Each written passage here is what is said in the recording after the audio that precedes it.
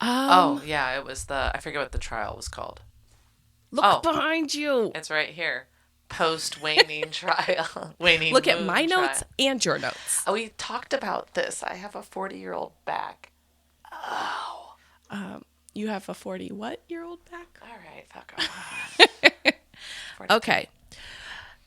So, welcome back to High Tales with your favorite lit sisters. Bum. I feel like we've really missed out on really good intros as of late. Let's get back into it. Wow. I've done most of the intros as of Well, late, I feel so like you've been very laissez-faire. Like, let's get some excitement. Can we at least act like people are listening? you already told me you didn't like my sound effects. Okay, you can be enthusiastic without sound effects. I'm enthusiastic. I don't like your tone. Okay, we're Already. starting out really well. Welcome back, guys. We're See? in the second third of Serpent and the Wings of Night. Which I am loving this book. Yeah. It's Okay. really a good combination of a lot of my favorite fantasy elements. Yes. In all honesty, in this series. Well, and I feel like some of the books, it's just like, it takes a little bit in the first book. Like, you may read like 2/3 of it and be like, okay, a lot of setup and feelings. Let's get to war. Yeah. But this is like, But I think it's you're right because there. they're duologies, so you Yeah. have to like get it going. Get it going. Right? It's their story in 2 books and maybe a novella, but their story is not really in the novella. So it's really Hashtag spoiler alert, like always. it's okay. You know it. You know in the description of the novella who it's about. Okay. Which Okay. we're gonna get to hear their name once in this episode. So I'll point it out when it happens. Okay. So you'll spoil the spoiler. No, it's just hey, that novella I talked about. It's about him. Ooh, now I want to know who. I'll tell you. Okay. I'll tell you when we get there. So last time, remember this is Vampire Diaries meets Hunger Games. Yeah. And basically, vampires can join this contest called the Kajari. And I feel like you're demeaning it by calling it a contest. again, HR speak I don't know what I would call it, but contest torture seems / like a murder school. I don't know what else to say. But trials to the death. I mean, fair. Little more. Okay. In these trials to the death, In this contest where you win death. there was only one winner, and you have to make sure everybody else dies. Yeah. But basically, vampires sign up for this, and humans, Apparently. as in the story.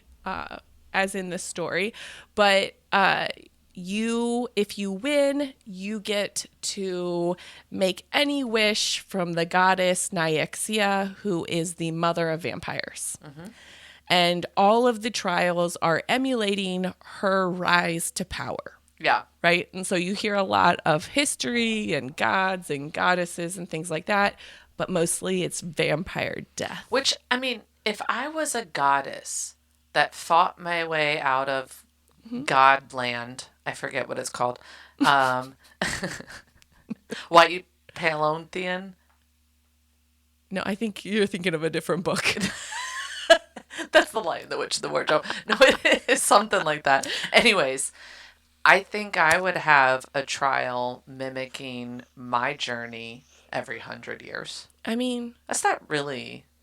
It's better than a gold statue. is it though? I think so. It's centennial. 100 years. To a vampire, that's like annually, though, I guess. Yeah, that's true. Yeah. Oh, well. Well, we know that Daddy Vincent, so Vincent is a vampire He's a king.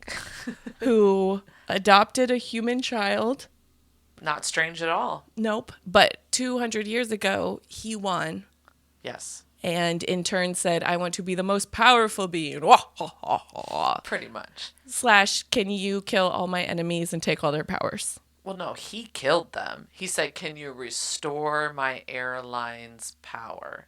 Airline's power? Hey, air? Not A-I-R-H. Is it I-E or E-I? You're asking I need to me. look. I need to... Dang it. I before E except after C. And except in neighbor, and there's like a bunch of like caveats that come after that. I think in air too. Anyways, yeah. He said restore their magic, that power. Once he got the power, he was like off with everyone's head that could take this power from me. Great evil laugh. You're welcome. Perfect. So, dear old human Aurea is trying to do the trials so that way she can be a vampire in a safe way. Because, you know, people sometimes die when they turn into a vampire. So might as well join a contest where you just fight vampires to the death. Of course. Yes. So the odds, I really feel like the odds are probably better just turning into a vampire than killing a bunch of vampires as a human. What they say. We find out a little bit more in this episode how we've heard it's hard, but what? Like it's hard? Boys do it. Yeah. Whatever. Okay. But she's been through a couple trials at this point. The last trial, the waning moon trial. What happened? It was a maze. Yeah. There were humans there as props. Right. And she not only made it through the maze, but she saved one of the children. And before she passes out, she looks up at Raihn, her love interest, and says, don't let them take her. Right. Because she saved the child, but then she wanders into the finish line with a human child in her arms, like surrounded by vampires. What is she going to do with this child? I don't know, but she felt the need to save this child because it's wrong. And she saw Vincent's face before she like passed out. And it was very much like a what father. What the hell just happened? Well, at first when I read it, I thought he was mad at her. Yeah. But then listening to it, it's like, no, it was a dad that almost watched his daughter die right in front of him in a And he was coliseum. terrified. And he was terrified, yeah. Yeah. Good time for me to, enlighten myself. Hold on. See, that's where you messed up. All that time. I've been enlightening myself. I could have taken all that time while you were talking. Okay, so we start this episode, and Aurea wakes up, and her first thought is, there's no child. There's no child. Misha's right there with her, and she's like, wow, that blood magic really almost got you. Holy crap, I can't believe you're even alive. You almost died. Yeah. And she didn't. So Aurea, again, is like, if I almost died, how is someone smaller than me supposed to live? Where's the child? Where's the child? Misha has no idea where the child is. They find out 11 contestants died, so there's 29 left. How many did we start with? Like over 50, right? I thought there were like 100. Huh. Because a whole bunch died like the first night, too. No, we'd have to go back to our notes, because I put it, actually, it might be right next to you. Don't you keep all the notes? I do keep all the notes. Okay, you continue while I look this up. Because I think I put it after that first night, how many were left. I think you're right. I think it's around 50. So we're down at least 20, 30 people at this point. And the next one is even, we're half of is that next? No, it's not. Cut. Future Marissa. Cut all of this. So 11 and future Marissa, I'm not looking it up. This stack's too big. We'll just assume around 50. Around 50. Even Ibrahim, who she left... Ibrahim, who she left for dead to pull over that stone, even he is part of that 29 left. Which, good He's like a cockroach, man. Good for him. He will not die. Frankly, I think her odds are better than his. Yeah. And he's a vampire. Agreed. From with a no great fangs line. and torn up wings and cobbled leg. Aww. Poor Ibrahim. He is kind of... He seems a little nuts, though. I'm not going to lie. Okay. But part of it is because he was tortured as a child. Yeah, true. That would drive anybody nuts. You're right. Okay. Sorry, Ibrahim.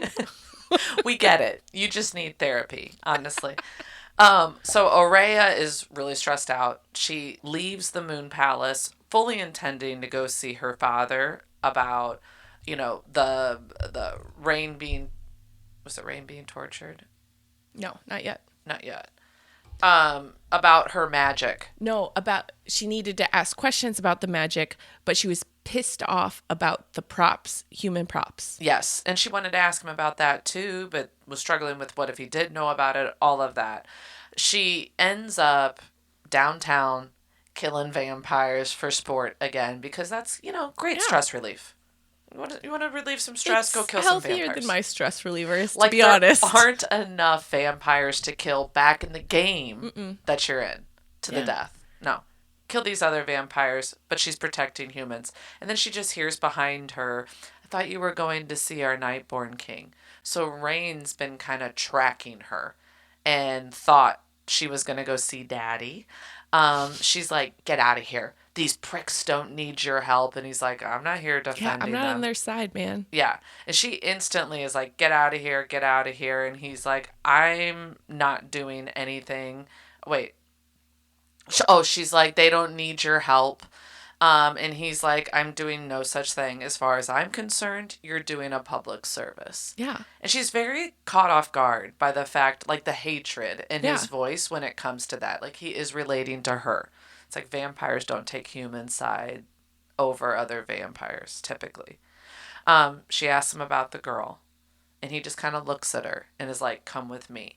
Takes her across the city, shows her an orphanage, and the girl's sitting there playing, eating. She's a little away from all the other kids, but she's alive. Because she's severely traumatized. I mean, yes. They are living in a vampire world. That's true. So you might be a little used to this, but not at her age. Either way, she has a chance. Yeah. She has a shot. She would have had no shot before that. She's saying they shouldn't have fucking been there. They should have never been there. And Raihn is like, they shouldn't have been there, and I used to fucking be one of them. And so... Dun, dun, dun! Yeah. So it all kind of makes sense that he was human. She's always pointing out how he's different than everybody else. He doesn't have the same refined, grace... Yeah. that vampires just have in the way that they move. So it's like, that makes a lot of sense. Betcha Misha used to also be human. He's like, how could you tell? That one was easier to tell. Yeah, they don't fit that normal vampire mold at all. She also, so they were kind of doing truth for a truth. She didn't really realize that, but Raihn was being vulnerable. So then she kind of surprised herself by being vulnerable and is like, Vincent doesn't know that I do this at night. Yeah. And that I've been doing it for 6 years when I'm stressed out. Raihn, this is where I was like, he is such a nice vampire. He apologized about the way he treated her and talked to her before the trial, and the assumptions he made about her because of Vincent. And he's like, he called her admirable. What she did in the ring was admirable. Taking the kid, he didn't berate her for taking the human, and there's no reason to do that. Even though in the trial he's like, what the fuck is that? What are you doing? Yeah. So he tells her it's admirable, and that he's sorry. And I loved that she's like, that felt good in her head. But she goes, I hope you don't think I'm going to say sorry to you, because I'm not sorry. I would throw you out that fucking window again. And what I thought in my head was, well, fucking aware from Fourth Wing. But he's like, I would not expect anything less. No, that's fine. I agree. He laughed. Then Raihn suggests we should train here. Do some fucking good while we're at it. We can learn each other's fighting styles and learn how to work together. I was like, ooh. And I did love how the whole time she's like, he's really hot. She kept commenting in her head how attractive he was. Yeah, sure. I'll fight with you. Yeah. I'll kill some vampires with you. I'll kill vampires with you. So it's like a night later. Is this where you're taking over? No, I was going all the way, wasn't I? It's up to you. Yeah, I can Yes. talk about Vincent. Okay. What do you want? Yeah. It's up to you. So Araya finally gets up the nerve to actually go have the conversation with Vincent. Yeah. And she's pissed about the human props, and she keeps like being like, that could have been me. And he keeps being like, that would have never been you. And she's like, you're full of shit in her head, because she's Never been you. it's very interesting when she's talking to Vincent, her dad. She does a lot of like what she should have said out loud. She says it, and I'm like, yeah. And then she's like, but I couldn't have said that. I said it in my head. And I'm like, dang it. But I totally do that too. Well, and even when she does lash back out, like when she was hurt before, and made the partnership to begin with, instantly she's like, I'm so sorry. No, you're right. You're the best. You're the best daddy in the world. Yes. So, I mean, there's always just It just a shows tinge you, of like, fear. she's afraid of him. Yeah. Yeah. Yeah, exactly. Which is interesting because she does not have that same sense of fear with any other vampires. That's true. Well, I think she is thankful to Vincent. Yeah. You know, and when you're a human raised in vampire world, she also doesn't like the human aspect of her. She looks at it as a weakness. negative. Yeah. Yeah. It's a weakness. So it's like It's embarrassing. loves me in spite of this. And I do think he truly loves her. Like, we're going to learn a lot more in the next book and stuff, but you can't fake those feelings, right? Yeah. So she Yeah. feels grateful. Yeah. So she gets that off her chest, but she also asks about her magic. And she tells him the story of her throwing Raihn out a window. Uh-huh. I I think she leaves out it was him, doesn't she? Yeah, probably. Okay. You always got to keep some secrets from dear old dad. No, she used it in the ring. Oh. They all saw it. Yeah. They all saw it. Yeah. So she asked about her magic. Yeah. And he just kind of was like, just as confused, like, well, you know, you're the daughter of Nyaxia because Yeah. you entered into the I do the love arena. this line. I'm going to say this one exactly. Magic is an unpredictable force. And your life has changed dramatically in the last few weeks. I'm like, thank you. Okay. That's unconvincing. Yeah. Yeah. Great. Thanks, Dad. Great. He's very vague and like. very vague. Yeah. So I'm not convinced he didn't already know about it. about her power? Yeah, something when it comes to this. Yeah. This is what made me start thinking, like, why does he need her? Why does he need her? And then these big explosions that are like, what the fuck? Like, that's not just a little bit of magic. It's a lot of magic. Yeah. It's a lot. And not everybody has it. Yeah. So that's weird. And you're human. So his vagueness and him breezing over it, he's not a dumb guy. He's smart. So Yeah. it's making me go, oh. I don't doubt he loves her, but Yeah. there's more. And I think he knows. See, I took it as he's not smart. I did not catch on anything. Yeah. My thought process was, oh, it's so weird, but humans don't usually enter the Kajari. Yeah. I think it's because, So all bets are off. This is like the first time ever.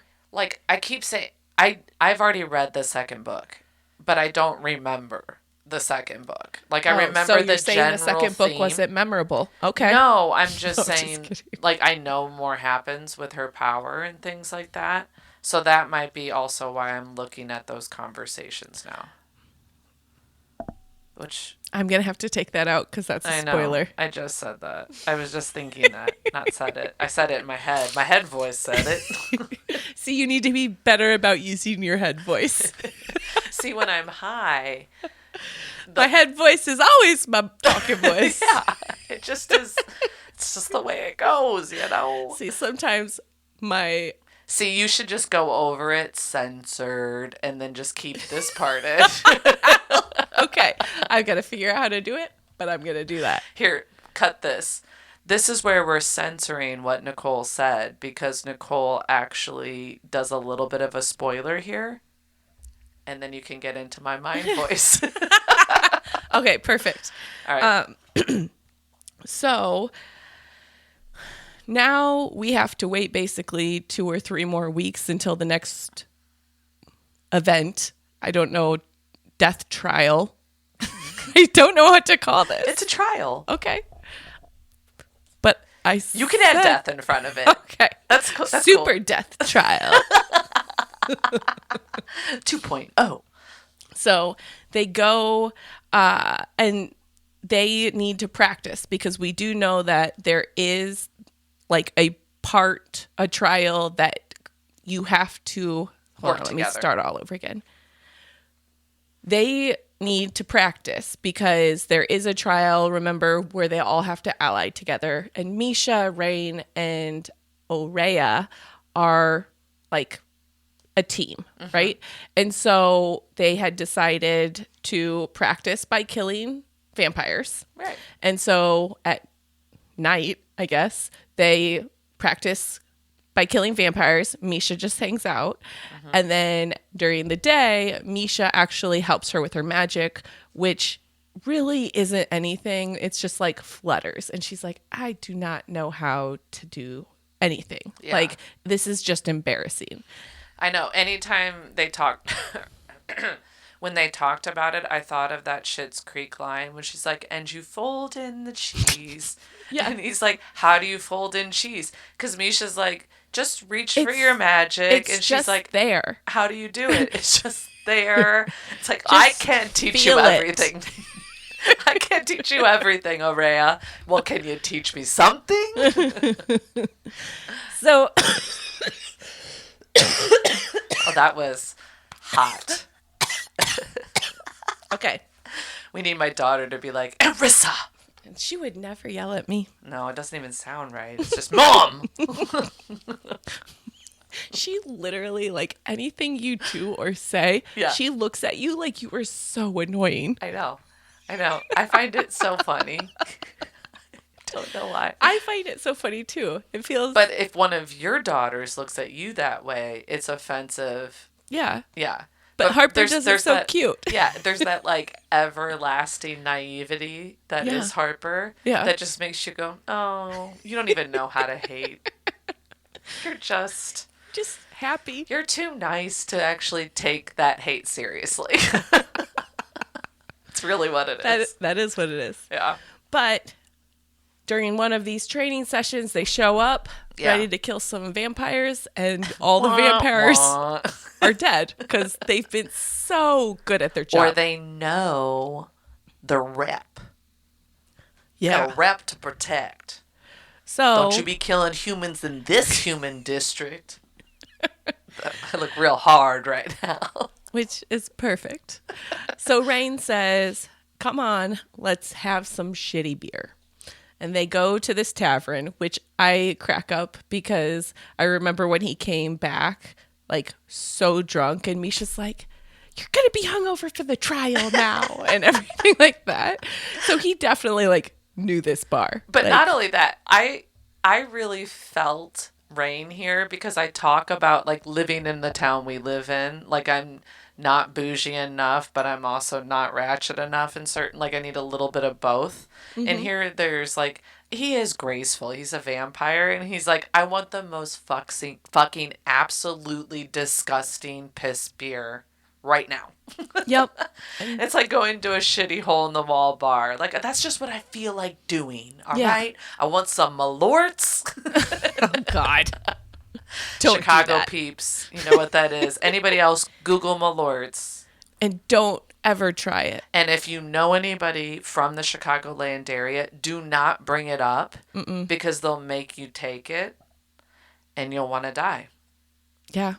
Have you ever done it? I have not, but I've seen a lot of facial reactions to doing it. And you know what? I'm not even a drinker. No. So trying a disgusting drink sounds horrible. Sounds like something you should do on your 50th birthday. How about if I make it to 100, I will take a Malort shot. By How the way, we about went to a psychic and she said I was not going to live to 100. that was a while ago though. Who knows? Are you saying I've shifted my behavior since No, I'm and might saying die the earlier? world has shifted and we're probably dying younger. Let's hope. Okay. Okay. But they do have pretty good conversation. Well, before you get into that, I love how nervous Aurea got. Yeah. Like right away, she's like, and he's like, what? What? Say Yeah. what you gotta say. Say what you wanna say. And she's like, are you gonna be able to like keep your shit together? Yeah. And he's like, you think I've been like hunting vampires for the last 2 weeks with you and now I'm gonna like lose it to bloodlust? Let's go get a beer. Yeah. Get the fuck out of here. Which her nerves, I was like, oh, that makes sense. Like Yeah. a bar of humans. Oh. And then when he's like, dude, You're fine. I have some control. Okay. Yeah. I'm not an God. idiot. Apparently you are. Okay. I think you're supposed to take this. Oh. Just the like conversation in the bar until Oh, yeah. So Rain's demeanor, she's like thoroughly impressed. She's like, his demeanor completely changes and he looks human. Yeah. And for someone who's 6'8" and huge, that's not really easy to do. No. But she's like, there's a natural, I loved her description. She's like, vampires are predators in every sense of the word. They're calculating, they're slow and methodical in their movements. There's a grace. She said, like, every impulse took a bit longer to reach the surface of their skin, which I thought of like the vampires in Twilight and stuff. And it Yeah. is like, they're just kind of desensitized Yeah. to everything, but exude utter control, you Yeah. know, in every sense of the word. And he's like, became just human, you know? So they have these great conversations. She asks him what he misses about humanity, and he said he missed the sun, which made sense when she caught him standing too long in the window. Yeah. What would be your vampire thing you miss most? Oh, I don't know. I mean, my entire like personality is run off of feeling. So I think for me, the losing of that, like emotion highs and lows, like they don't really have emotions at all. I don't know if I would know how to function. I would maybe love that because it does rule a lot of my life, but like the emotional aspect of humanity, I think is like that's the Yeah. whole point. So I do think it would be very mundane and Boring. yeah. Like I don't think I'd want to be a vampire. That's why I was always Team Jacob. See, I would totally be a vampire, but I don't want to live forever. I would love to live forever. I would love to live forever like this, but not as a vampire. Like I wouldn't want immortality because of that. Like that way. But you can be a good vampire that just, does deer blood. Right, but the feeling aspect, every vampire show we've ever watched, they don't like. Oh, but I'd be a vampire with a heart. That's my shtick. Oh, So you rewrite well, the I mean, anatomy. there are a lot of vampires with a heart. Hello, Raihn seems like he could be Sounds one. like a plot hole to me, Marissa. I'm just saying. Let me write my own future. You were meaning more like the sun. Like, what would you miss the most? That. Yeah. But that's really all you would be. I mean, I'd miss food. Yeah. So food would be a good answer. We could have stopped that conversation. No, I'm just But kidding. I'm deep, man. I like the emotions. I'm an emotion girl. Rain also tells her in this conversation that Misha's the one who forced him into the Kajari. And she kind of looks, he's like, what? You think like I trotted her all over the world and then made her enter this death contest? And she's like, kinda, yeah. And he's like, no, she joined knowing that I wouldn't let her do it alone, and I joined. Which gives you a little insight into there's some big purpose Yeah. for Raihn, right? There's some Well, reason he because said she's there's a lot of sacrificing her life people depending on me. Right, right. So, but that's also, we're just not talking about the fact that Misha did that knowing she would die. Yeah. If you want him to win. Silly little fool. Well, again, maybe she's done being a vampire. Or they're vampires. I think they're just cocky. Like, we're gonna figure it out. It's fine. We live forever. This won't kill us, even Yeah. though there's only one winner. Yeah. So Raihn then starts pushing Aurea about why Vincent took her in the first place. Why would he take you? Why that village? Why then and why you? And why haven't you gone back? And she's like, it's not that easy. I can't. I'm not strong enough. I'm not. I can't. I'm human, but I'm in this contest of death. I don't know. but I she can't did get walk into a defensive. human village. Right. In a Raihn territory. You're not Hijah. No, you were kidnapped Abducted. from the Hijah. Right. But she does get super defensive because I Yeah. think in the back of her mind, she kind of knows. Like, why couldn't she?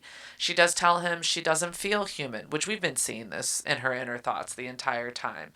And I haven't left here because I know everyone fucking hates me.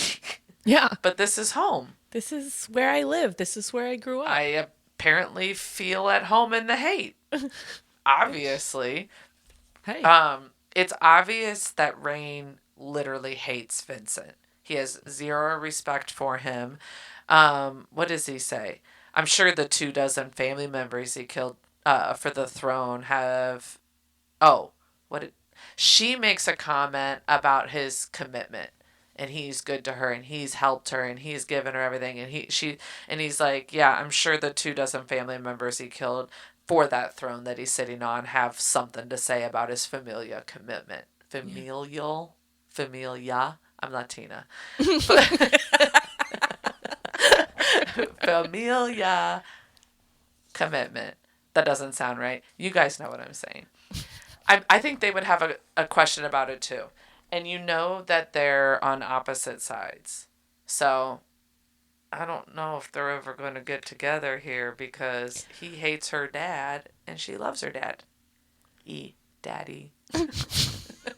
Dear Papa is what we call Dear Vincent. So as they're throwing down their brewskis and having this intense conversation, boom, in the background, there's this huge explosion. Yeah. They run outside. Shakes the tavern they're in. Shakes it's that big. everything. Yeah. And like half the Moon Palace is gone. What? And so they need to get back there quick. And so Raihn had to fly Aurea, which one really interesting thing about this is she like has never flown, but her dad, so that means her dad never flew her. Yeah. This bus out, which I was wondering at this point, is it like a power thing to not be flying? You know what I mean? Like, Yeah. to hide your wings, and he doesn't show his air mark except for when he does, it's to like show infinite power. You know, I'm so powerful. So you don't, I don't know. But just functionally, like they fly to get places. They use the wings. He never took her anywhere? No, she never left that palace, and she never left her part of that palace. Yeah. Remember, everyone wanted to kill her. I mean, Vincent's looking like a pretty negligent father right now. Or overprotective. Like she's like the girl in the attic or something. Just locked her away. Why? Why would you do that? But why, dude? So Aurea and Raihn flew back really quickly. Yeah. And they could tell that it was a really calculated attack. Yeah. And it was Nightborn magic. Yeah. Because you could see what it was like the blue-white color of whatever flame it was. It was night fire flame, which isn't like hot. Yeah. It melts the flesh and leaves clean bone. That's some fire. That's some fire. That's some fire. So also, Raihn could tell she was a little anxious while they were flying and like rubbed her back. Oh. I'm just saying, he's the sweetest vampire you'll ever meet. Yeah. So the tower that their apartment is on is still standing, but it's on fire. Yeah. And it's the night fire, right? And so they both rush in there and they see Misha, and there are multiple demons that we looked up last week and was terrifying. Yeah. Yeah. And Misha looks like she's like passed out. And they're like creeping around her body, and there's night fire everywhere. Yeah. And Misha, like, there's like candles all around her. And sorry, I lost my train of thought because I tried to look at the notes.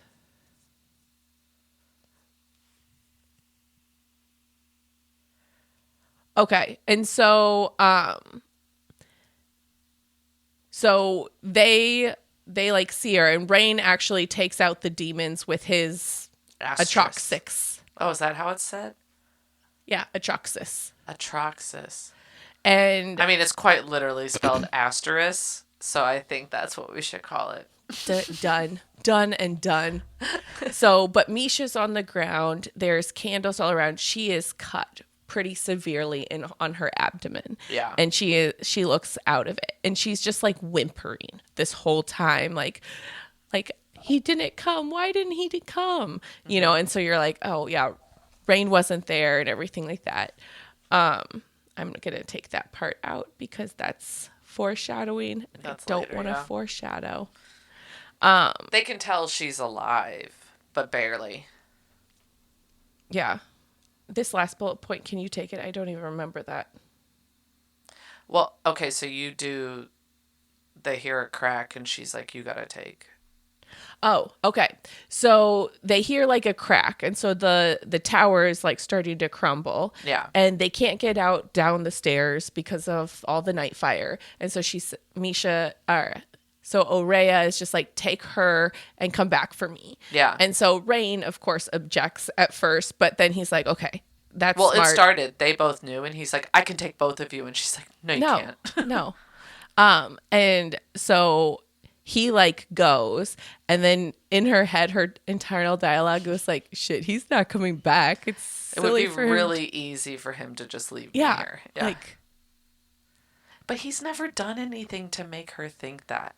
This is her own intrusive thoughts. This is what I'm telling you. It's really getting bad in there. The night fire is getting really intense. The tower is shaking. The door... she is pretty damn sure she is going to die at this point. She's like, there's nothing else that can happen. The door bursts open. Light kind of consumes her, and she hears Vincent say in her head, take stock of your senses. She feels this like hot cold sensation from up the side of her, and like feels it going all the way over her, and she is everything, and everything is around her. Like she just is aware of where everything else is. And so she remembers Misha being like, just reach for it, it's right there. And she's like, oh, this is what she's talking about. Is. It's right there. So she opens her hands, and she's like, I'm the most powerful being in the world. Like she feels all of this power. And then she falls and is like in agony, right? She is hurting.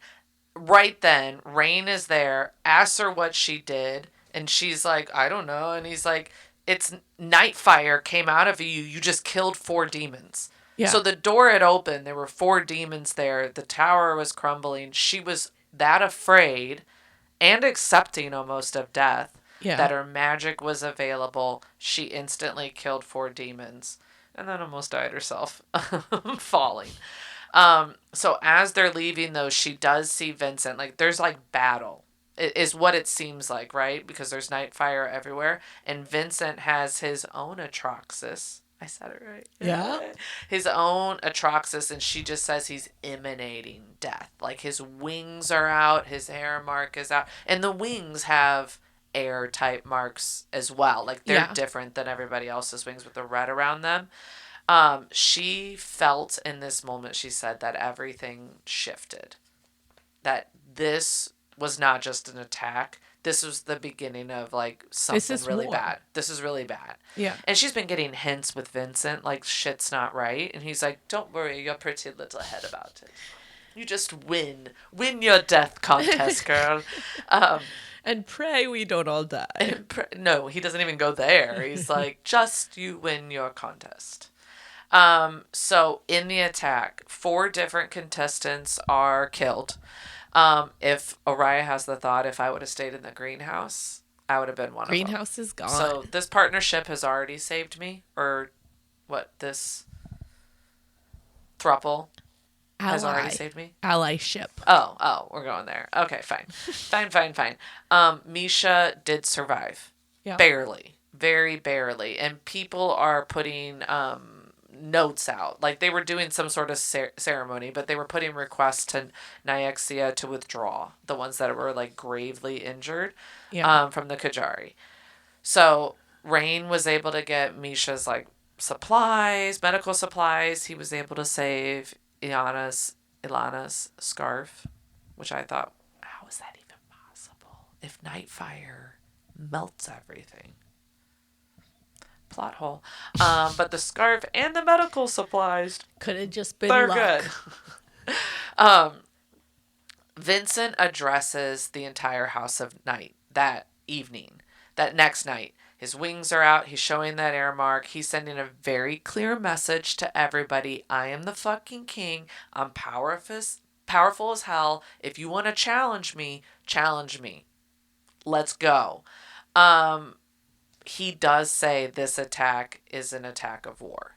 Like, this is an act of war. This is an act of war. And those will pay. Like, the people involved are going to pay. He ends it. I hope it was worth it, Raihn rebels. So they very clearly think the Raihn rebels had something to do with it. Jasmine comes up to Aurea at the Moon Palace. And first, before she comes up to Aurea, Jasmine comes to the Moon Palace. Jasmine. Sorry. Future Marisa. Delete all that fuck up. Jasmine comes to the Moon Palace with a message from Vincent that they're taking all Bloodborne vampires and all Raihn vampires for questioning. Which means torture. Obviously. Yeah. We can read both. We can read between the lines. Fantasy, that's code, fantasy code for torture. You might die. Raihn's one of them. Misha's obviously trying to withdraw. You can't take them. You can't take them. We need an ally, and these two barely wanted me. Barely. I have no other friends. You don't understand. Jasmine is like, Vincent's aware, and he'll be back. Yeah. Don't worry. Don't worry your pretty little head about it. Which, that is, Jasmine, like, she's the general as a point of reference. Yeah. First general. She feels very condescending. She is. Yeah. Yeah. I could see a general being like that. Oh, look at you, little girl. Don't boop, boop, worry, boop. Vincent. Daddy knows. And Daddy'll have him back before your play date. Okay? Okay. Go back to your death contest. See ya. So Oraine's like, I'm going to get you out. Don't you worry. And I'm going to take care of Misha. I got it. Jasmine's like, and she goes and talks to Daddy. Jasmine's like, by the way, that whole thing. Here's a letter from the minister, and Misha's request was denied. Sorry. Like, she's barely awake. Barely. Her stomach is completely open. Yeah, exactly. Yes, but she's got to stay. She's got to stay. Yeah. It's denied. It has to be because of her relationship with Raihn. Yeah. Raihn is Rashawn. She's not guilt by association. Yeah. So, no. Die. Die then if you can't even be questioned. Yeah. Jasmine also gives Aurea a note from Vincent that says to meet her that night before dawn. Jasmine also notices Aurea kind of touch Raihn in a lingering way, and she's like, hey, be careful with him. Keep Like, your hands to yourself. well, he's pretty, but he's still Rashawn. Yep. Look at those feathers. That's the enemy. Okay.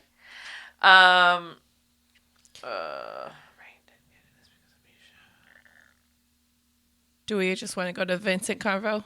Yeah. Do you want me just to take the Vincent convo? Yes. Sure. Okay. So Aurea, of course, runs to Dear Papa and says, "Give Dear me Papa." back my friends." Kinda. And he says, "We will. We'll be okay. We won't hurt him." We won't hurt him. But we are planning to go into all the Rashawn territories and do it with all of them this time. Yeah, so we messed up last time by leaving even him alive. So I'll let you kill him in the Kajari. But I'm going to get some answers out of him first. Pretty much. Yeah. So we really actually hear a lot too in this about like her internal dialogue of Vincent is the last of his line. Yeah. There's literally nobody else. And we don't know. I think the Rashawn are dormant, right? Like there is no line. There are Rashawn. He killed off the former king and queen and anyone in their line. Yeah. Right? So anybody who could possibly be the heir. Each But that's is what's about to happen to him. who? Like Vincent is the last of his line because he killed off all of his heirs, like everybody that could take the throne from him too. Yeah, that's kind of the crux of vampire life, man. You do everything alone. There is zero succession planning. That's what in I would vampirism. miss about being a vampire. Is companionship is very difficult in this world. Not Because if you don't kill want any of power. your family so they don't take your power because everyone lives forever, right? There's no true succession. So, and then in order to take power from your actual enemies, you have to also kill all your enemies. So as of right now, that special power, that little secret spice that you get because you're an heir, isn't, the Rashawn don't have it, Yeah. right? Because he killed off the whole line. So, again, I think what's funny here is you're talking about it would suck being a vampire because of all of that. Yeah. And my thought process was, if I was a vampire, I'd just hang out, like, not in any trying to get, like, line of succession or anything. I would want to be away Yeah. from the power. I'd want to just hang. I wonder if there are like off the grid vampires. There has to be. Like, Misha, I think, is like an off-the-grid vampire. Yeah. She's just her own breed. Where you're just kind of She- doing your own thing, doesn't have drinking your deer loyalty. blood, you know, Yeah, it's just chilling in the mountains somewhere. I'm just surviving, man. I I'm won't mess enjoying with you. life. You don't mess with me. I don't want a crown. No. I would really want to do what the family in Twilight did. Where, like, you have a couple places and every, like, Yeah, you rotate around. you know, you gotta move around every, like, 15 years. Yeah. Because then people can tell. So you gotta have, like, I don't know, 40 different places that you move every 15 years and then people have forgotten about You're you. talking about like a rich person's life. Like, Well, you're a vampire. You Yeah. have plenty of time to Acquire accumulate money. wealth. And then that's Do how you? you retire as a vampire. so let's like, as of like, if you found out today you're a vampire, how would you acquire a bunch of wealth to be able to buy all these houses? Well, if I've learned anything from the different series I've watched, you better at least figure out the world and the vampire hierarchy to fall off the grid. Okay. So you need to know where to stay away from. Kind of like a restraining order. Kind They of. have to give you an address, I a mean, very specific address. it would be tough. Like, you'd have to find other vampire friends and then know if they're friends or not. So just that path alone could get you killed. So basically, I would just hang out with humans. But remember, they all have, like, the newborn thing. Like, everyone has that theme, too. Where, like, So I would you want to can't. eat all my friends. I mean, I think now we know enough that we would try animals first. Deer. That's where I heard that's where it's at. Yeah. All my vampire friends told me. That's the best blood? Mm-hmm. Don't go for my dog, okay? No, I'm not a dog person. You know that. Too much hair. Ugh. Gets stuck in my mouth. I can't. So, no, during this conversation with Vincent, Oraya is like, is that what's happening? Is there a Rashawn heir? And she makes the comment that, yes, that line has been obliterated, but Nyaxia wouldn't let either die out. She likes her children fighting. So it wouldn't be weird for 200 years to go by and then they just pop something up to keep it interesting. Keep it fresh. And that would make sense, like the attacks and all of that. There's a power brewing, right? There's a takeover. some orchestrated effort. So Oraya's like, hey, dear Papa, I can't do it like you. Dear Papa, I need some help. So my partner, the person on my team, Nyaxia denied her request. The minister denied the request for her to leave, and she's like super hurt. Yeah. Can you do something about that? And he's like, why would I? Yeah. That's good for you. She's going to have to die eventually. Yeah, but she's my partner. What if our fates are linked? Yeah. Remember this Kajari and this Kajari. This is where history class really paid off. She's like, remember? Their fates were linked. And he's like... really good influencing skills. And Daddy has the best advice ever. Yeah, he's like, really good point. That's a good point. Kill her tonight. Yeah, perfect. Problem solved. Problem solved. You're good. You're welcome. Can I help you with anything else? And he's like, well, you have my other ally. So if I kill her, I need that one back. In prime condition. And you have him. He said, we're not going to have him for long. Don't worry about it. We're just questioning them. We know one of the contestants. He knows one of them. Oh, he said, we know our enemies are among the Kajari contestants. Yeah. So her mind goes, he thinks one of them is the heir. And that's why they're in the Kajari, to do the same thing he did 200 years ago. Who knows? So Oraya's like, well, crud. Daddy won't help me with part of my problem. So she goes straight to that creepy A minister. Yes. Real quick, though. Yeah. I love, out of all the female main characters that we've read about so far, two. Okay. There was no chapter of debating what to do and da-da-da-da. It just ends with Dad didn't pick up on what she was putting down on her way to the minister. Let's do this. There was no thinking about it. She just did it. I loved that. Yeah. So this minister, this bag of bones, she actually when she described him, I was like, oh, shoot, that is not what I was expecting. For some reason, I was expecting a really, like, old white dude, like, with white eyes. But she said the older you get, the darker your skin gets. It's more of a gray. He's almost like charcoal. But I didn't get that. Yeah, I thought he was, like, gray because your blood gets blacker. So it gets, like, a gray tint to your skin because your blood is so dark underneath. Yeah, so he's got like dark skin with milky bag of white bones. eyes. Yes. So and she also said like does have like old like skin, like the paper thin skin that just looked like a worn piece of paper. Yeah. So she goes, "Hey, why did Misha's request get denied? She obviously can't do anything. And he's just like, you know what? She said what Nyaxia she said. wants what she wants.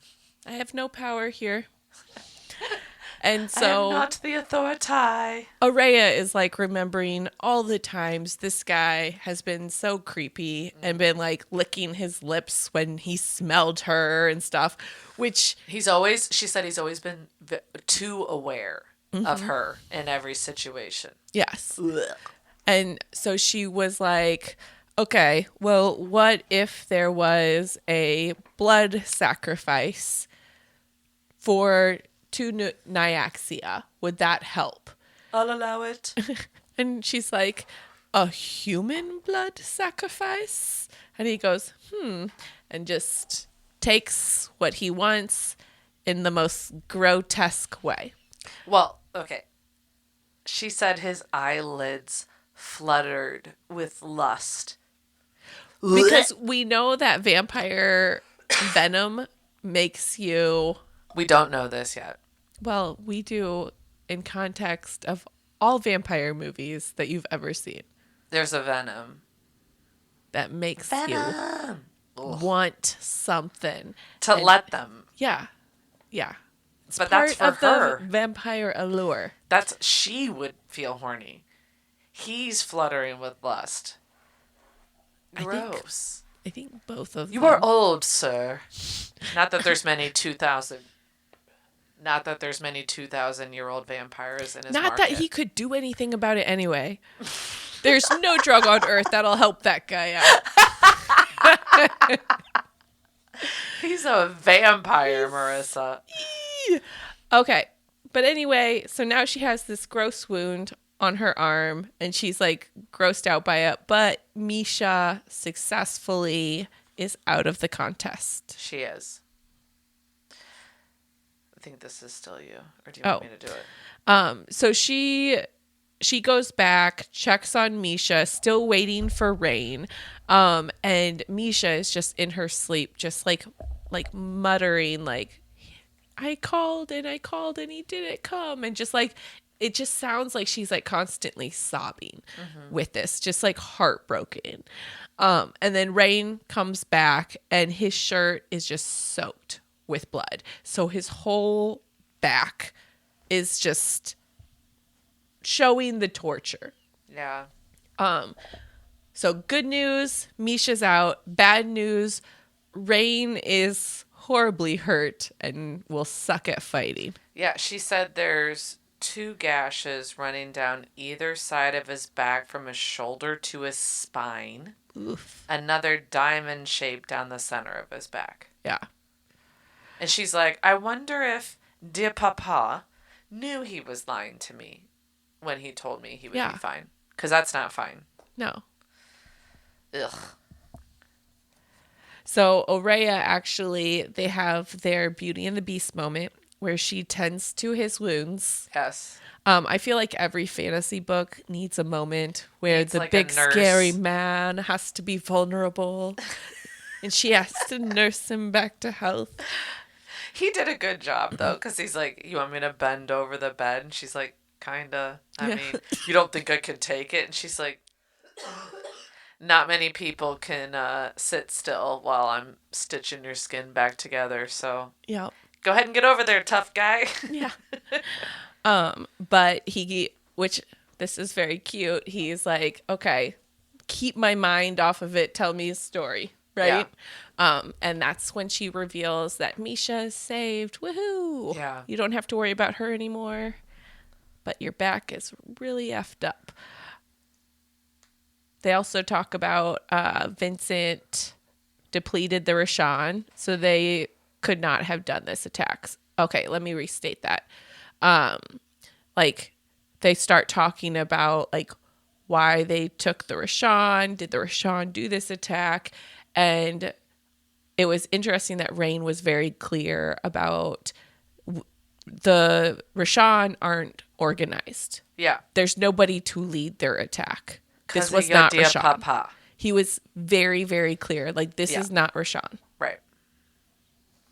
I told the torturers that too, by the way. by the way. Oh, and he did tell us that the reason why his back was so torn up was because he refused to show them his wings. Yeah.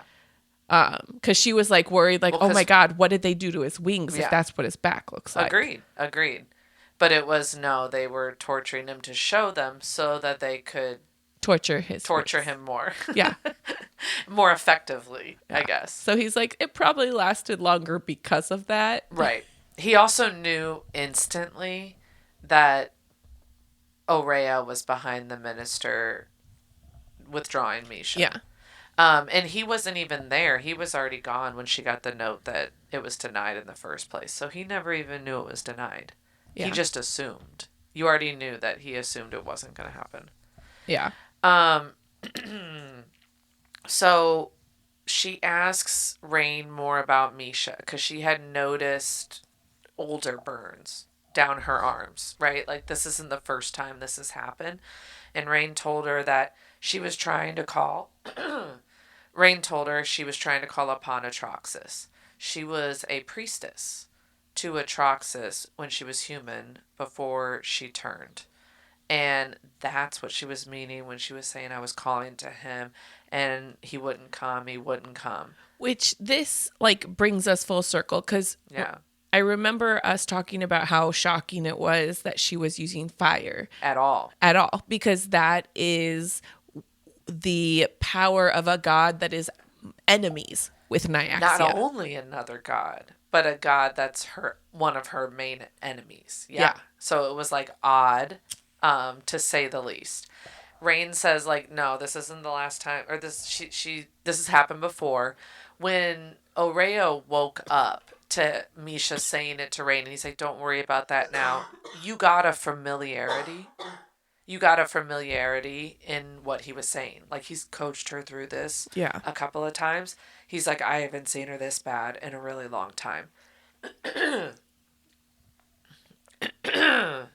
Sorry. We also find out some key details that she won't tell Raihn who turned her and what house she actually belongs to. Which can't you tell by the wings? Well, but there's still, what house determines, like, the airlines. It sounds like I'm saying airlines. Yeah. Airlines.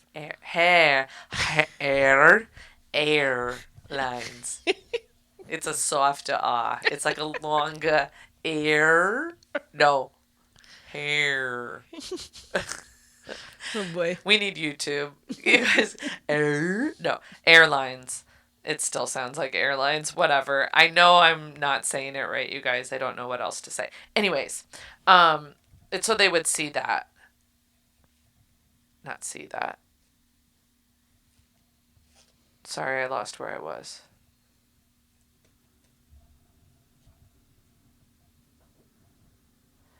As Orea stitching him up, she also noticed a older scar down the center of his back where that diamond is cut. Mm-hmm. Looks like a burn all the way down the center. So all these are tellings of a journey that she doesn't necessarily know about. He's been through it. What I love is when they're done, she's like, all right, look at us. She's got her, like, bite and her nightfire wounds down her non-dominant arm.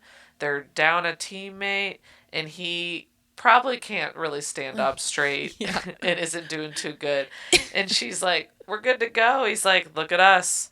The human and the mangled vampire. The others should be trembling in pure fucking terror. Yes, it should. Yes, sir. And she's like, yeah, we got this. Misha tells Orea that he acts tough, but he needs someone, and he likes you. Aww. So the rough exterior is hiding a soft, compassionate man. But I also kind of think Misha knows she's more the rough exterior, right? So telling her he acts tough, he's more emotional and more emotionally available, in all honesty, than she is. So I think she also knows the way Orea needs to hear things to open herself up. a little Misha bit is more. a good third to their throuple. Dude, very smart. So Misha's gone, and they're spirited away. They had to drink and they fell asleep. They were not spirited away. They typically are. Okay. I missed the "not" in that. Maybe open your eyes. I've had a long day. You're not supposed to Ask talk me in about my negatives. meeting. No, you're not supposed to talk in like negatives like that, so I can understand why you would took it that way. Okay. So future Marissa. So, future Marissa. So, this time, I'm remembering what actually happened. So, this time for the half moon trial, this is the one that we know you have to have partners. And so she's looking around the room and everybody's like standing next to their partners. And you can tell some of the partners have lost some of their crew. Some of the people are like really upset that they're stuck with each other. And good old Ibrahim is still there. And the person that is with him actually looks fairly beat up also and very pissed that he got paired with Ibrahim. It's pretty obvious. It's pretty obvious they were both left behind. Yeah. At this Yeah. point. So they were the last ones paired.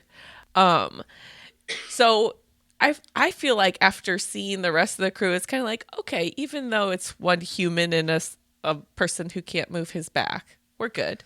I mean, I think we know how she fights vampires, right? Yeah. But Angelica and Ivan, they look a little scary. Yeah, fair.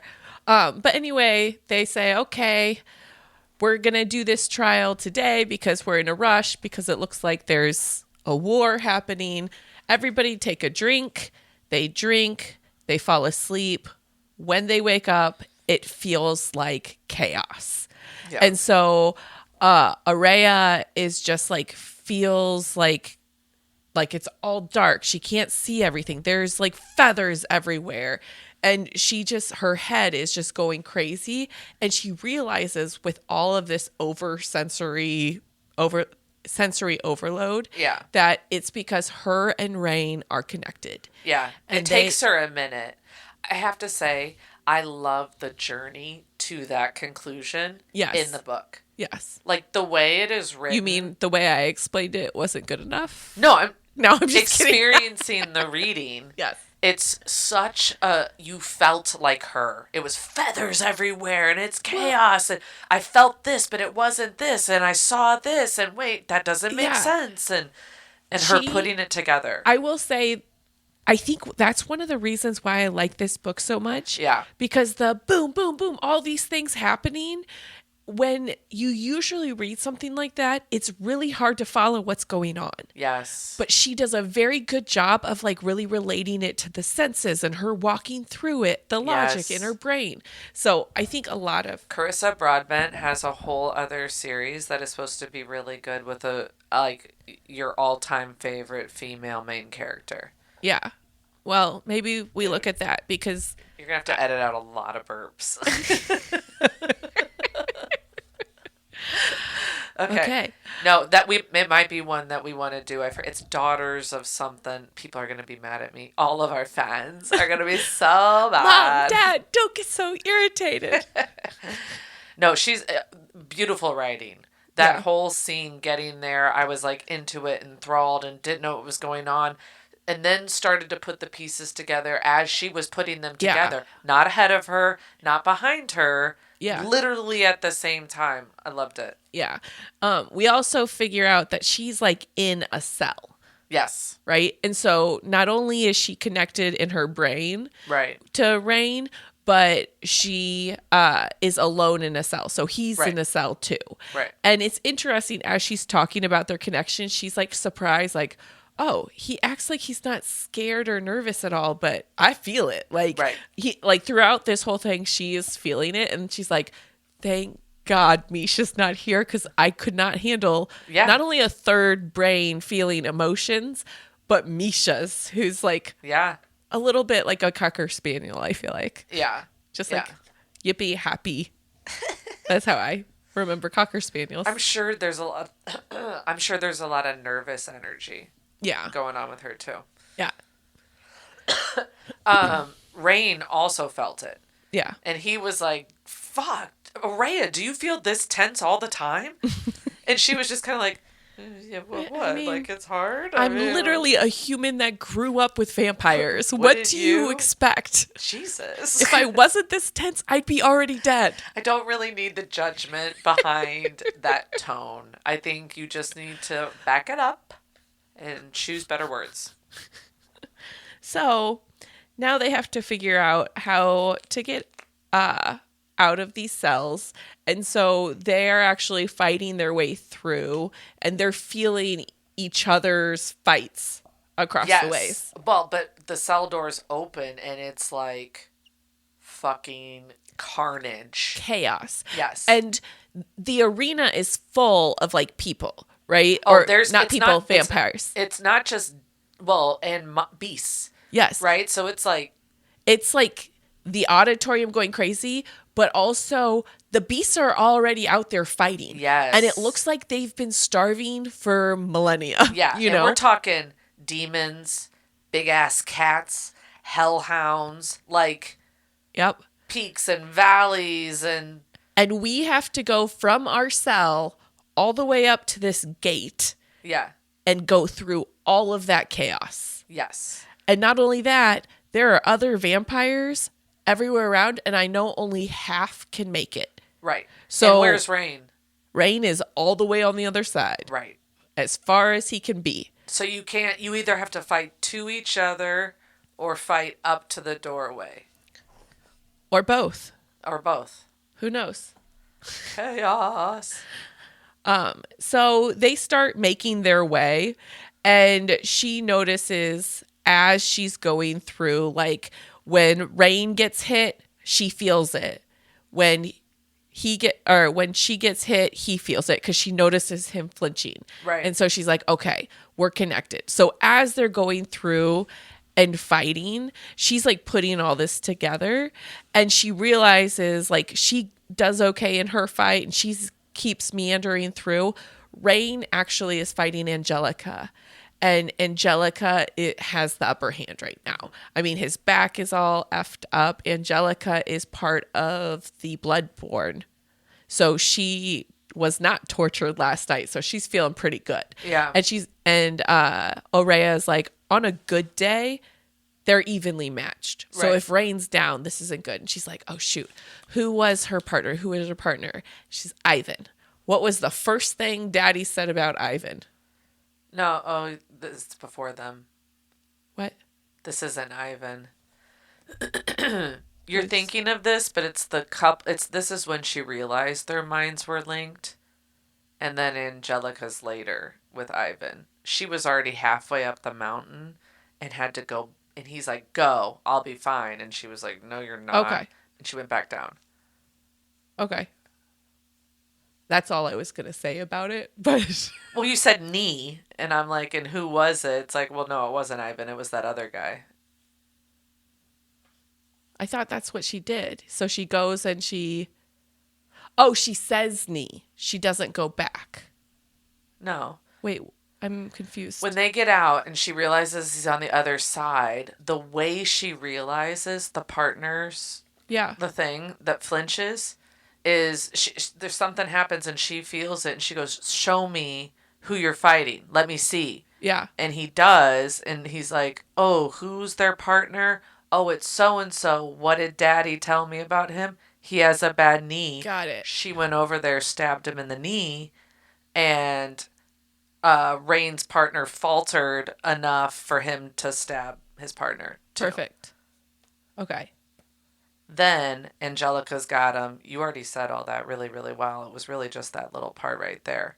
So now talk about how he's like, "Go up the mountain," and she's like, "No," and goes Yeah. back to find Ivan. So Angelica is back down or is fighting. Okay, let me just hold on. So Raihn is not looking good, but she's already halfway up the mountain, and she's like, shoot, what was his name? Who was that? And she's like, I've got to go. And Ivan's far too. yeah. So she has to go pretty much all the way back down the mountain to Yeah. find Ivan. Yeah. And so finally she gets to him. She hits the knee. It hits it enough that Raihn is able to get Angelica off. But in the meantime, in this struggle and fight, Aurea actually gets injured and hurt. And she actually gets shoved all the way back down the mountain into this like pit of demons. Ivan used his blood magic and threw her into the pit. Yeah. Yeah. So she's in this pit of dragons, not dragons, demons. I mean, they feel like dragons. They're so But it's scary. like a frenzy. Yes. Like chum in the water. She's just very much like, I'm gonna die. This is the where end. it ends, you know. But as she's like, I just see one of those movie montages where there's just like a slow motion everywhere. Yes. But the music is like da da da da da da da. Yeah, and like, she's very I'm gonna much die today. But it's like the action. She's thinking very slow and methodically, but it's and like factual. But yeah. like everything around is crazy. Yeah. And again, she reaches for that power and unleashes it onto everything, and everything in the wake dies. Vampires, demons, beasts, everything. So she single-handedly, with this blast, just takes out enormous groupings. Sorry, I gotta turn on the light. There's two underneath. The lights are the bottom ones. That's that side. That's that side. I didn't let it go long enough. I'm sorry. It's okay. So, and she just makes her, go ahead. What I also just want to add to that, when Ivan like has his blood magic on her, so while all that's happening, Ivan's like holding her there with blood magic. Yes. Meaning she can't really like do anything, but she can feel everything. So this is that like calmness, that like, I'm gonna die, and Raihn's anxiety floods her, and she's able to like break enough to like fight back, which is insane. Yeah, I can hear my voice going like in and out. I think not that. Sorry, it was distracting me. So when those flames fade away. Right? The night fire. She blasts everything. They say there's like clean bones, right? Yeah. Raihn is looking at her her words, like I'm a fucking goddess. Yeah. Like in awe. And she's shocked that he's looking at her like that and not like surprised or like shocked. Yeah. Yeah. Crazy. It was kind of lovely. And then he closes the space in between them, picks her up, and he's like, or she says to him, wait. Oh, he picks her up. He's like, you worried me for a minute there. I should have known better. And then they walked through the door right into the Moon Palace. Yep. It's like an epic like love story exit. That is epic. In front of your dad. Yeah. And this is your enemy. But Papa Vincent looks so freaking relieved. Oh yeah. Doesn't she say that she sees his face and he's like, look of horror? Yeah. Look of absolute, like, I just saw my daughter die. Yeah. Again. Again. Because that's the I second feel like time this every happens. trial, That's Daddy what happens. feels this way. So maybe you shouldn't have had her enter the death contest. Yeah. I will also note that dear Ibrahim also makes it. And not only that, his partner, he killed right before they went across the line. The last one. Because he's like, half the people have to die, and we're an odd number this year. So it's either me or him. He is like a cockroach. Yeah. I mean, Ibrahim is he's slowly becoming my favorite. Not me. No, he's still creepy. AF. He's a big underdog, though. He's a big underdog. Yeah. They also find out Good. that the next trial isn't going to be in 2 weeks. No. It's going to be at sundown. Yeah, we ain't got time for that. Again, there is a war outside. Yeah. And it's like, but hey, the Moon Palace will provide everything you need. It's perfect. And go back, and at sundown, you're going to fight again. And it's the end. You sure is. We do get a little interlude in between here, a little flashback that I want to bring up right now because it's going to come up later. Can I introduce this real quick? Yeah. Yeah. So, we start getting, throughout this book, like there's been these little interludes of like just flashes of this scene. Yeah. And we actually at this point really get more insight into what this scene is. We get just like more and more info. Yeah. So at this point we had hinted that we knew she was attacked. Yeah. Yeah.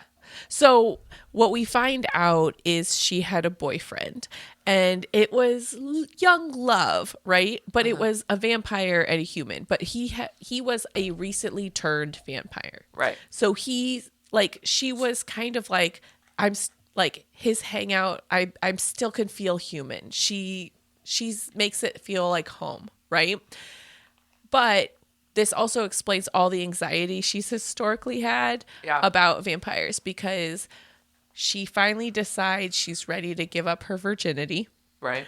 And he actually cannot control himself in the act and actually ends up biting her and almost killing her. Yes. Like goes into bloodlust. Yes. And she has to like kick him off of her. And she runs straight to Papa Vincent's because she has nobody else to run to. She didn't know her friend at that time. What was her name? Ileana. She didn't know Ileana at that time. Like she had nowhere else to go. She's bleeding from the neck. Yeah. Yeah. So it makes this flashback that we find out more concrete information does completely explain all of her apprehension, especially that whole bar scene. Yeah. Where Raihn's like, okay, I can control myself. It's fine. I can sit next to a human. She's like, no, people really can't control themselves, though. It's scary. I've been there. I know. I've got a mark to prove it. Okay. Hold on, sorry. The Moon Palace will provide. Okay, so Oraya and Raihn go up to their apartment, and Raihn keeps giving her these very like longing, loving looks. Yes. Right? Because remember, they don't have to be friends anymore. They don't. So they're dealing with both of those things. Plus, they have to like get ready for the feast. And she said, he keeps looking at me like my well-being matters. Shocking. Which is kind of a low bar. But yes. So Raihn kind of senses it. He tells her, just FYI, you were fucking magnificent. Yeah. I'm going to go take my clothes and I'm going to go get ready somewhere else because I don't want to make this awkward and you take all the time you need, but I'll just go to another apartment. But I just wanted you to know you're the best. You're the best. You're the best. All right. Then she goes into the bathroom and she's like, oh shit, the Moon Palace did provide. There's like healing potions, a bath's running for her. La. She takes a nice bath, gets out. The only clothes that are there is this very impractical gown. Yep. And her armor's gone, her weapons gowns. are gone. No, everything's gone. It's very obvious. This is what you are supposed to wear. It's showing all the things that she usually keeps hidden. Neck on full display. I think it goes. It's very, Which very is just frankly Starfall. dangerous. It's not the best idea. I do feel like we're blaming the victim here. But the funny thing is they explain how aggressively she searched everywhere for any other option there could be. Yeah. No. Absolutely not. So she thinks, goes to her duffel bag. Boudoir. finds Boudoir. Ileana's scarf that still has the blood soaked on it. And she hears Ileana being like, show those cunts what's up. She puts it around her neck with this gown with the blood still on it. I'm like, yeah, girl. Well, and like the ends are all like burnt off and stuff like that. It's yeah, it's it a very very much doesn't edgy. go. It's She made very it edgy. edgy. Purple and red. Look at this. Um, wait. Okay. So she gets to the feast. It's super impressive. Much bigger than any of the other feasts that they've had. Of course, there's food, she says, and there's blood, but it's the amount of blood. It's flavored blood, alcoholic blood, like all the different We got kinds. some deer blood. We Everything. got some What do you weed want? What do you blood. want? We got some pigeon blood if you're weird. It's baked in things. It's like presented in every possible way. She feels everyone's eyes like on her. Yeah, because she's in a Uncomfortable. skimpy little itty bitty thing. Well, and she's human. I'm sure she smells fantastic. Vincent comes up to her, which he hasn't been at any of the feasts before. So I found that kind of weird. I'm like, oh, Vincent's there? What the fuck? Okay. So Vincent's there. He knocks her for her outfit. He does a little victim blaming. He's like, that's unwise. She's like, yeah, I fucking know. Talk to the house about it. Yeah, not my problem. I didn't do anything. And then he asks her to dance. And during the dancing, she's confronting him, right? Wait. No, you're fine. She confronts him about Raihn being tortured. And like, you lied to me and he was hurt and all of that. And he's like, I'm a wartime king. I'm leading my people through a very dark time. Okay? Sometimes things aren't necessarily cool. Yeah. And you're going to have to deal with that. But tonight, I'm a dad. So let's not talk about the king stuff. Let's just talk about the dad stuff. And I just am really proud of you. Yeah. I'm really proud of you. And by the way, he survived. So obviously he was good enough. Yeah. Yeah. There may have been an itsy bitsy bit of torture. Maybe. But not enough that. And you won. Yeah. It's fine. You survived. He survived. Right. We're good. It's okay. Don't remember. She remembers his face at the trial. And she's like, okay. I get it, Dad. You didn't mean to. That's fine. She does like thank him for everything that he's done. He has a lot of like pride in himself. Or in her. You can see he has a lot of pride in her. And he told her he can't take credit for everything she's become, but if he's responsible for any small piece, it's his greatest accomplishment. Aww. I got a little teary-eyed. Which, this is the first time in the history of their relationship that he's ever like said like fatherly things like this. We started She's shocked this. internally like that he's being so vocal about this. Remember she said in the last part that he never showed that he loved her more than when they were like poking at each other. Yeah. And like being like that.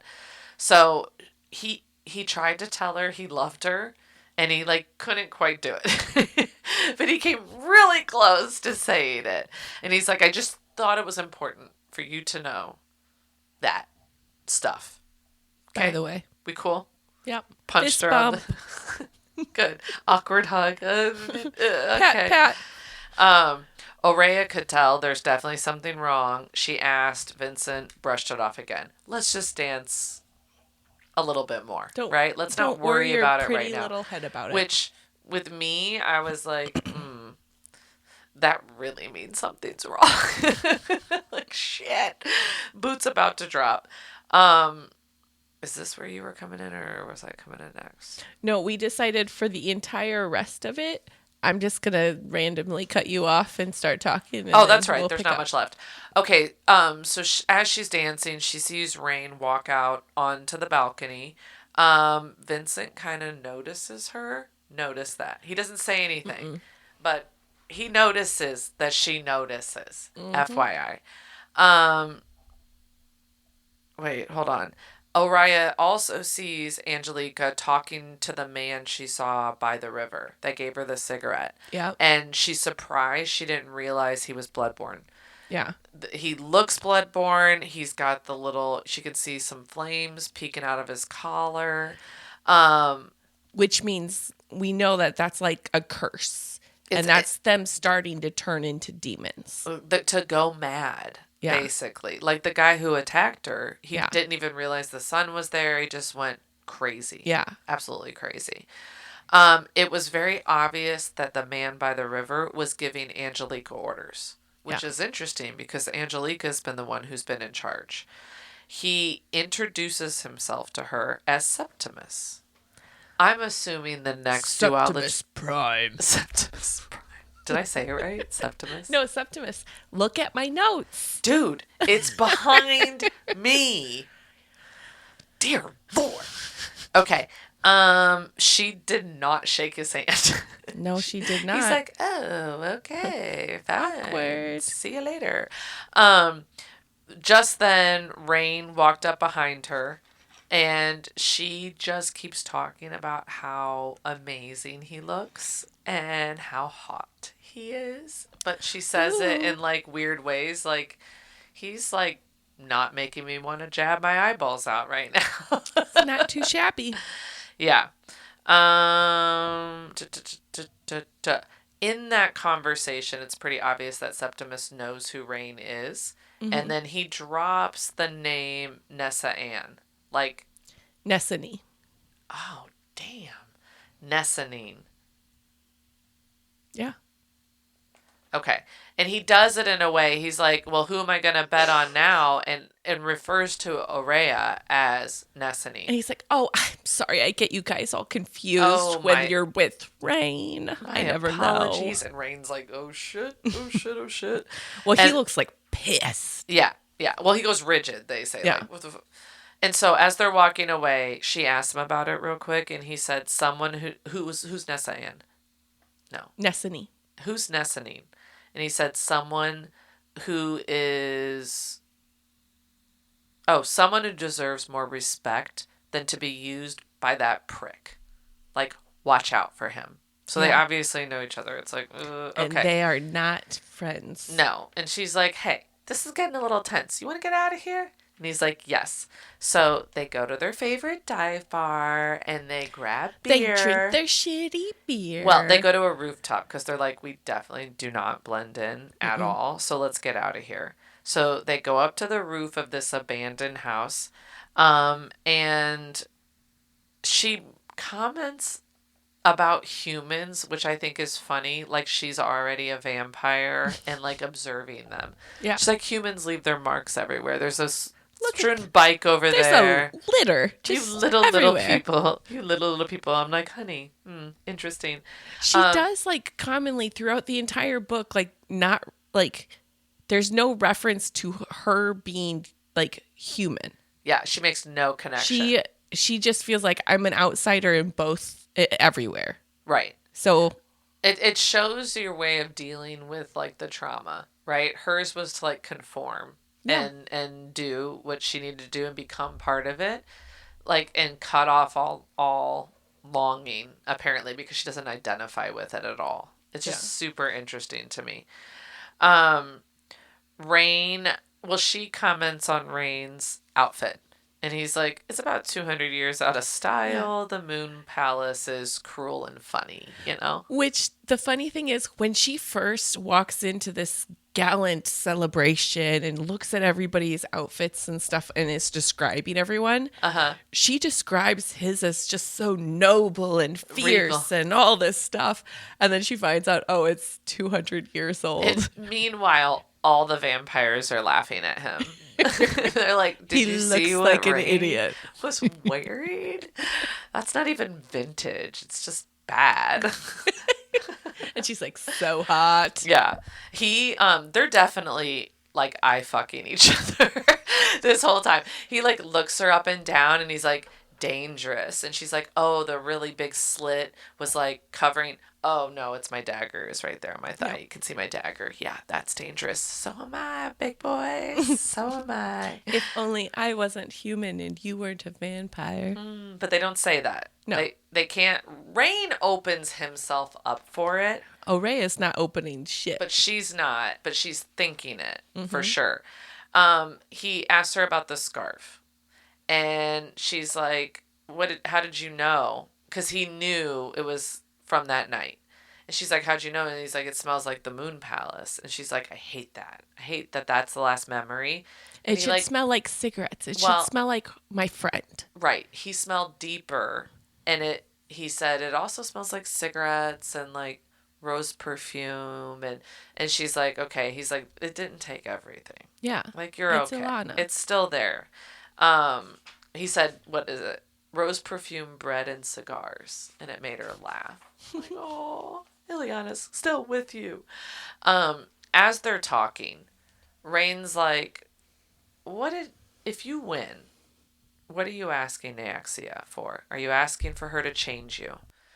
And he could tell by her lack of response. Yeah. I was going to say response, but he could tell by her lack of response and her body. He's like, you are, aren't you? And he tells her, don't be so quick to like just throw your humanity out the window. You might find that you miss it once it's gone. And she's like, you think you've lost your humanity? What I find interesting is he in this whole conversation is like, just know you're amazing, right? Yeah. You're the best. And she's like, you know what? You're the best. Don't you think I know that you try so hard to keep your humanity, and you're great. You're more human. it. You're more human than me, man. But she's like pissed, and he's like, you're perfect, just the way you are. She's like, fuck you. So are you. But it's a big love moment, in my opinion. Like, Raihn is very Vulnerable. obviously in love with her is what I was going to say. But yeah, vulnerable too. And quite obviously, in my opinion, putting out there that he loves her. And she's like, fuck you. I love you. No, I don't. Fuck off. She kept thinking, I'm going to have to kill this person. Yeah. I'm going to have to kill this person. At that point, Raihn's like, I got to stretch. Here, put my sword over there, would ya? Way, way over there. Way over there. And she realized, and he knows that she knows, and she knows that he knows that she knows, that he's opening himself up for the easy kill. Because I don't have anything to defend myself. Right. This is the perfect opportunity. You can do it. And they flirted a little more, and he's like, are you going to kill me, Aurea? And she's like, not tonight. And he says, you might destroy me anyway. And she like saw his like desire. Again, he is like very much putting it out there. Like, hey, Yep. if you wanna, I wanna. Yep. But if you don't wanna, you know I wanna. FYI. But remember all of her like upbringing of danger, danger, danger, danger with exactly this. Yes. So she is very conflicted. He's breaking her though. Like he's getting his way in there, and she does trust him, even though she doesn't want to fully admit she trusts him. Yeah. He says, it might be safer if we just like stick together. Yeah. And she's like, if you're afraid to be without me, you can just say that. Yeah.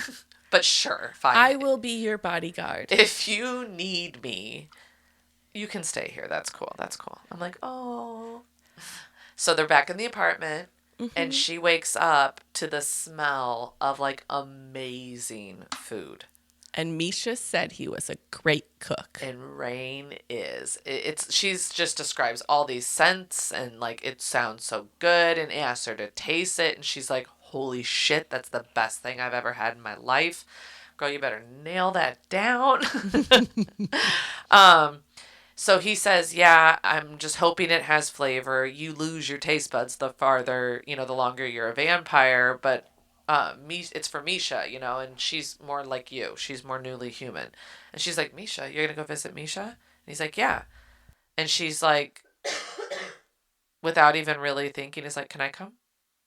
And he kind of just like smiles and is like, yeah, you can come.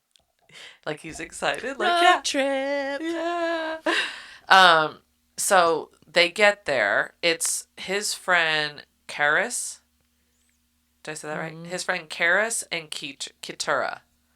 Karis and Keturah, who Misha is staying with. They are both, they don't necessarily greet him as a friend, but definitely not as a foe. And they are both very apprehensive as soon as they see her. Yeah. And Raihn immediately moves into like protection mode without like being Similar aggressive. to what Vincent always does. Right. She's like, I can recognize a protective stance, a protective positioning, but he's not like drawing attention to it, but he's placing himself in between and all of that. So they go up, and the first thing Misha says to her is like, that shy magic of yours came through for you, didn't it? I told ya. I heard about it. I told ya. I don't know why she talks like a youper, don't you know? But I told ya. It's going to be fine. I feel like if anybody lives up in the UP, it's Misha. She has that kind of like... Like, I'm just happy. Right. Like, let's just But live. also like ability, right? Yeah. Self-sufficient, strong, but just like, don't you know? You should know.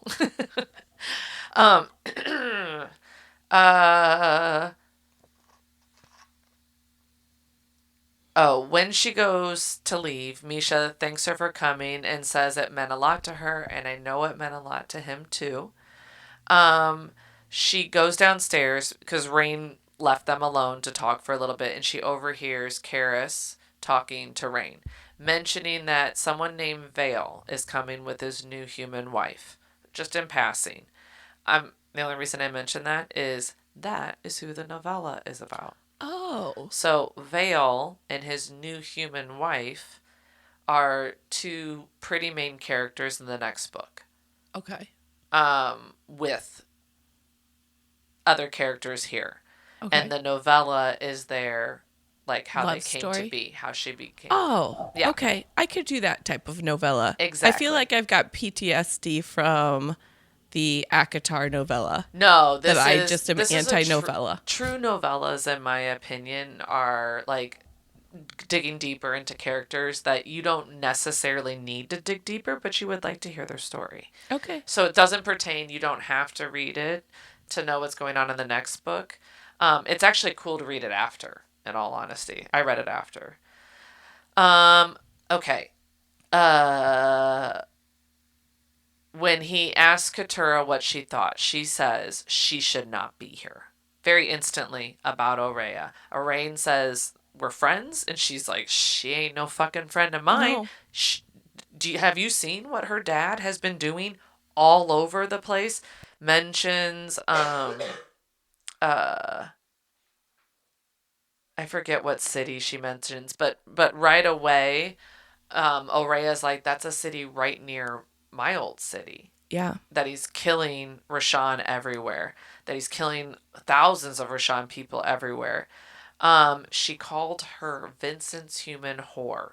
And Raihn immediately shut that shit down. Yeah. Aurea made the connection that they definitely respected him, but they were not friends. No. So as they're flying home, Raihn's like, you heard all that, didn't you? Yeah. And she's like, I pretty much could smell you. Like, again, you're not very sneaky with your human self. And he said Keturah's wife is from Saline. How do you say it?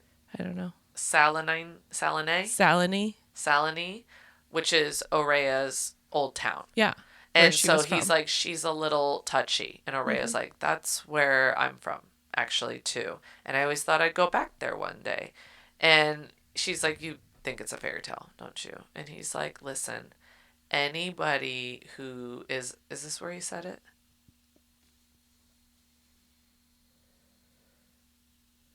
Oh, shit.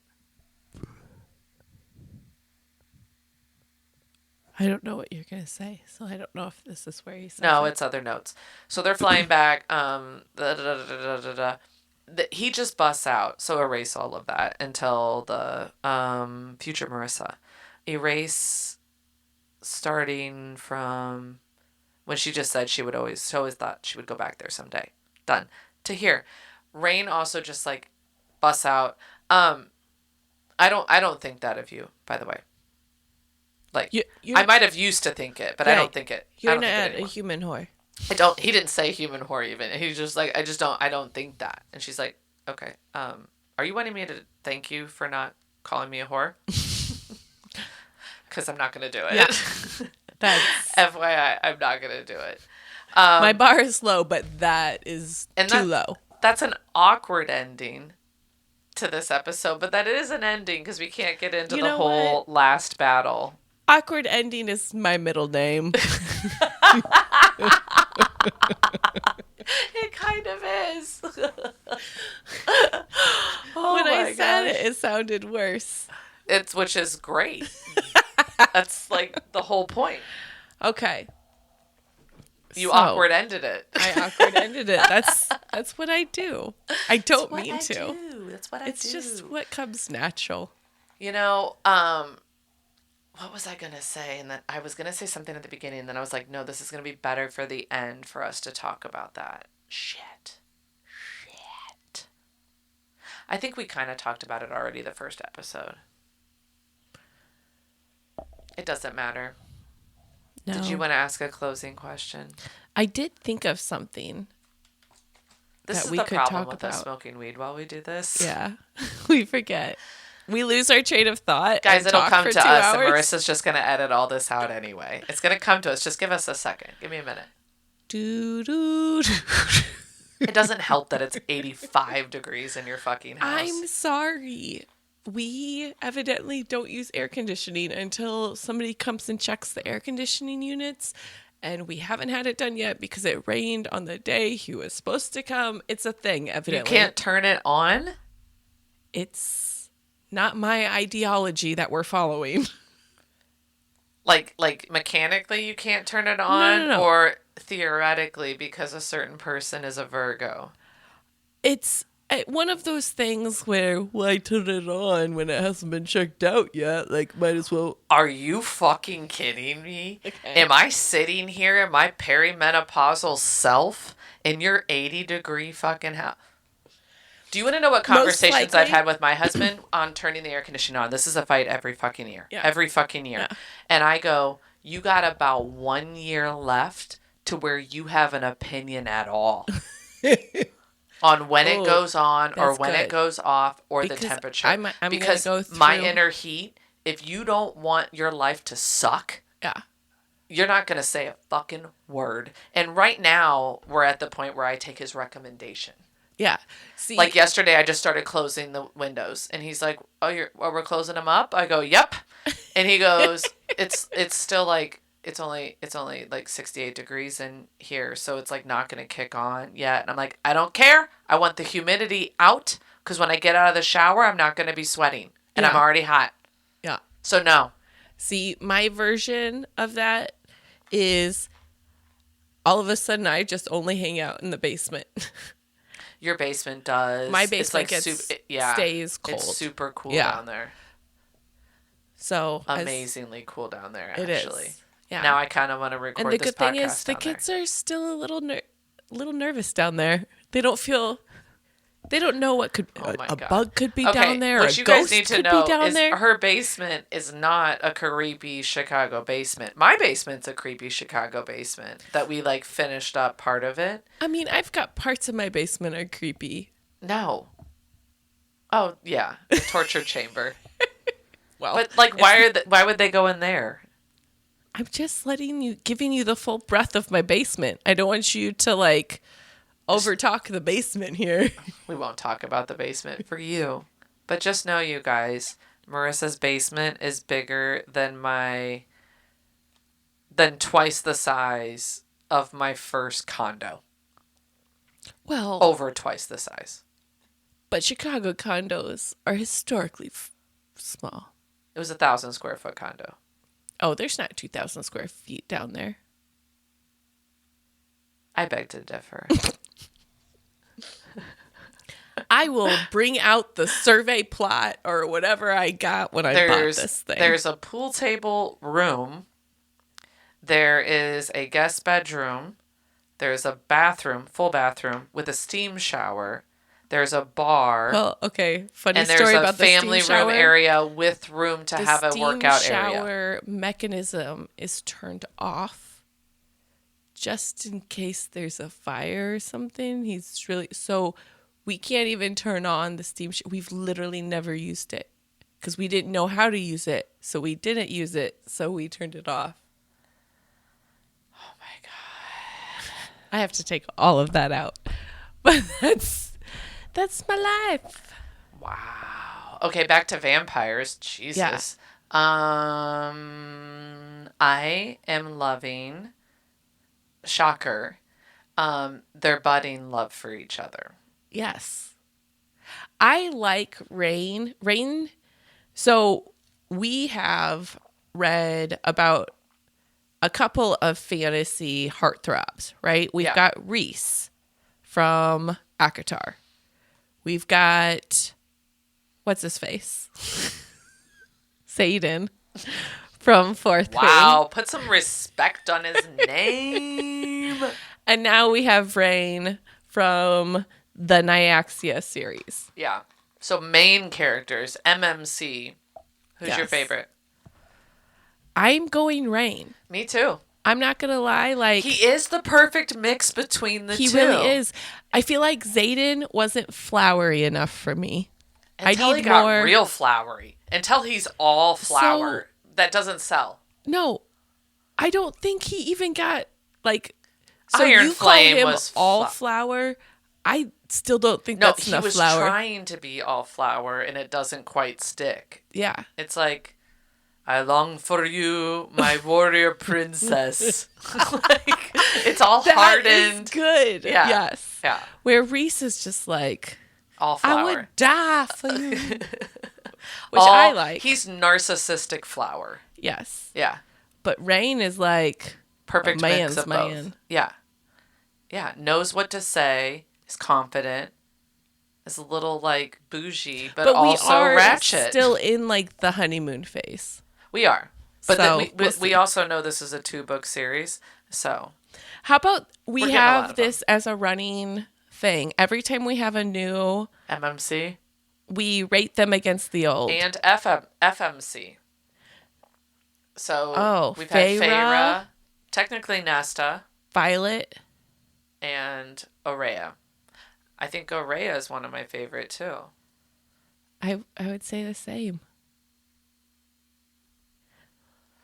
Violet's pretty hard. I was just going to say, I think Violet might actually... I don't know. So, what's interesting is... Violet's got a little bit of a whining factor for me that puts me over the edge a little bit. You might disagree. Where Aurea is, like, colder, like a Nesta Violet. You know, like Nesta and Violet had a baby. It's Aurea. But Aurea is always like nervous and anxious. I wouldn't describe them as like she's. I feel like her vibe is different. State though. Yeah. But she doesn't like question herself. She's super confident. Yeah. And good, but and just not into the like is caught off guard by having girly emotions, which aren't girly. I said that. I don't come for me, okay? I don't believe in any of that, but I'm just saying she has softer vibes. Like she doesn't correlate with her femininity, you know, like her softer side. Yeah. Yeah. So we'll see. One thing that's interesting is Aurea is the only one that of those main female characters that has like been brought up trained. Like everybody else fell into it, or like something happened to them that they had to do it. Like she is trained since birth to be ready, to be hard, to... Yeah. Because, I mean, even Violet was trained, but in the wrong way. Not in a warrior type of way. Yeah. That is true. But we do have the human aspect in a couple different ways. I don't know. The FMC is still out there. Violet might still be my favorite right now. But Oraya is very close. And Feyre, nothing against you. Yeah. You're good, but you're too book good. Just kidding. Just kidding. Oh my god. Wings and Ruin still might be one of my favorite books out of all of them. Like out of that series, Wings and Ruin, and then like to me, Fourth Wing was really good. Yeah. Yeah, I think it's a mix between I actually really like Feyre, to be honest. But Yeah. I like more the story of the three sisters, I think. Because the whole time during that thing, it was hard it's hard for me to take Feyre away from like that dynamic. A lot more intertwined. Well, and I feel like I connect a lot with that because we're three sisters. Yeah. And so every time when the three dynamic was happening, I'm like, oh, that's so Nicole. Yeah, I know. Like when you're trying to, defend me against my former human fiance for being a dick about the fact that I'm a fae now. Yeah. No, I was got like, your totally back. relate. Totally relate, girl. Same. I'm glad we're on the same page and I just didn't smoke too much. Poof. I'm just glad we smoked the same amount so we have a mind melt. Mind melt. Mind melt. All right, so next episode, we're closing it up. We got the final trial coming up. We can do it. Is it the final or is it two final? Two final. Two final trials. Next time. Crescent moon trial. New moon trial. Which is kind of weird because it's the end. Yes. It's the new moon. Okay. Thank you. All of you. Mom, Dad. For talking high tales with your favorite lit sisters. That's us. Bye. Goodbye. Apparently we don't know how to close it either. I mean, awkward ending. It's my thing.